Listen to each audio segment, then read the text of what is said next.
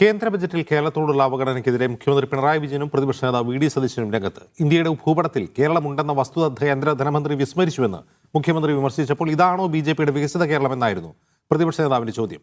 കേന്ദ്ര അവഗണനയ്ക്കിടയിലും ബജറ്റിനെ ന്യായീകരിക്കുന്ന സമീപനമായിരുന്നു ബി.ജെ.പി സംസ്ഥാന അധ്യക്ഷൻ രാജീവ് ചന്ദ്രശേഖറിന്റേത്. ധനമന്ത്രി നിർമ്മലാ സീതാരാമൻ അവതരിപ്പിച്ച ബജറ്റിൽ കേരളം പ്രതീക്ഷിച്ച വൻ പദ്ധതികളുടെ പ്രഖ്യാപനങ്ങളൊന്നും ഉണ്ടായില്ല.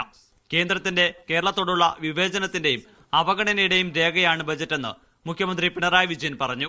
കേരളത്തിന്റെ ധാതു സമ്പത്ത് സ്വന്തമാക്കാനുള്ള കേന്ദ്ര നീക്കമെന്നാണ് ധാതു ഇടനാഴി പ്രഖ്യാപനത്തെക്കുറിച്ചുള്ള മുഖ്യമന്ത്രിയുടെ പ്രതികരണം. എന്തോ വരാൻ പോകുന്നു എന്നൊരു തോന്നൽ ആളുകൾക്കെല്ലാം ഉണ്ടായിരുന്നു. പക്ഷേ കേന്ദ്ര സർക്കാരിന് കേരളത്തോടുള്ള മനോഭാവത്തിൽ ഒരു മാറ്റവുമില്ല എന്ന് തന്നെയാണ് ഇന്ന് അവതരിപ്പിച്ച ബജറ്റ് വ്യക്തമാക്കുന്നത്. ബജറ്റ് കാണുമ്പോൾ കേരളം ഇന്ത്യയുടെ ഭാഗമല്ലെന്ന് തോന്നിപ്പോകുമെന്ന് പ്രതിപക്ഷ നേതാവ് വി.ഡി. സതീശൻ. കേന്ദ്ര ബജറ്റ് കേട്ടപ്പോൾ കേരളം ഇന്ത്യയുടെ ഭാഗമാണോ എന്ന് നമുക്ക് സംശയം തോന്നും. കാരണം കേരളത്തിലൊന്നുമില്ല. കേരളത്തിൽ നിന്നുള്ള കേന്ദ്രമന്ത്രിമാർ പറഞ്ഞത് എയിംസെങ്കിലും കിട്ടുമെന്നാണ് വിചാരിച്ചത്. അവർ നിരന്തരമായി എയിംസിനെ കുറിച്ചാണ് സംസാരിച്ചുകൊണ്ടിരുന്നത്.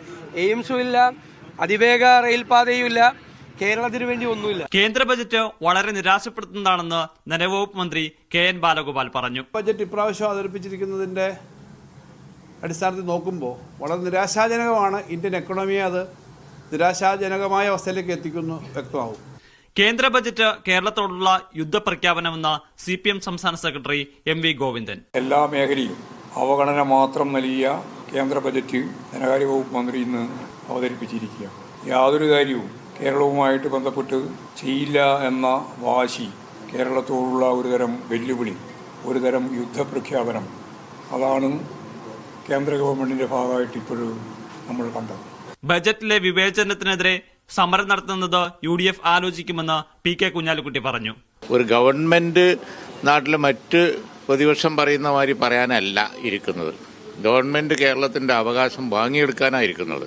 നിരന്തരം കേരളം അവഗണിക്കപ്പെടുന്നതിൽ കേരള ഗവൺമെന്റിന് ഉത്തരവാദിത്തമുണ്ട്. കേന്ദ്ര പദ്ധതികൾ നടപ്പാക്കുന്നതിൽ വീഴ്ചയുണ്ടെന്നുള്ള പ്രതിരോധമായിരുന്നു BJP സംസ്ഥാന അധ്യക്ഷന്റേത്.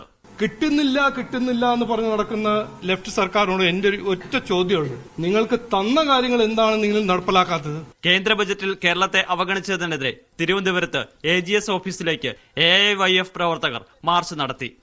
മീഡിയ 1 തിരുവനന്തപുരം.